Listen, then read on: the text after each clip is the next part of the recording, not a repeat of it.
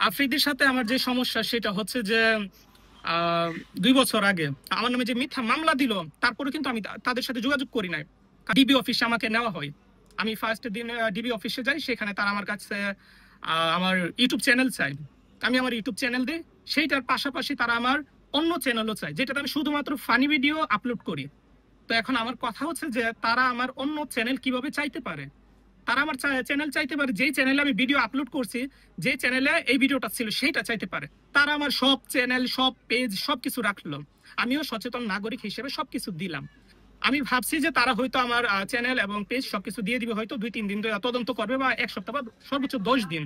কিন্তু তারা আমার চ্যানেল 2 মাস, 3 মাস, 4 মাস, প্রায় হয়তো 1 বছরের মতন রাখে সর্বোচ্চ।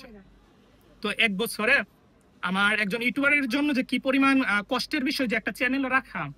ডিবি অফিসে আমার পিছন থেকে একজন ডিবি বলে যে, স্বপন ভাই আপনি কার সাথে লাগতে গেছেন? আপনি তহিদ আফ্রিদিকে চিনেন না, এবং ডিবি হারুন কি লাগে তহিদ আফ্রিদির আপনি জানেন না। তারপর হচ্ছে আরেকটা বিষয়, সেটা হচ্ছে যে আর এই ডিবি ইনি বলতেছিল যে ইসলামিক ভিডিও বানিয়ে তো ভালো ইনকাম করতেছেন, দাজ্জাল বানিয়ে কত ইনকাম করলেন, মানে এরকম ভাবে তারা টিটকারি করে আমার সাথে। তারপর হচ্ছে তারা আমাকে বলতেছিল যে জেলে দিয়ে দিবে। ডিবি বলতেছিল যে স্বপন ভাই আপনার তো জেলে যাওয়া লাগতে পারে। আমি বললাম মানে কি? আমি একজন পাবলিক ফিগার, আপনারা আমাকে এখানে ডাকলেন যে কথা বলবেন, তো বলার কথা বলে আপনারা আমাকে বলতেছেন এখন জেলে যাওয়া লাগবে। আপনারা আমাকে আগে বলতেন, আমি যেহেতু এখানে আসতে পারলাম, তখন আমি আমার ফ্যামিলিকে গুছাই দিয়ে আসতে পারতাম।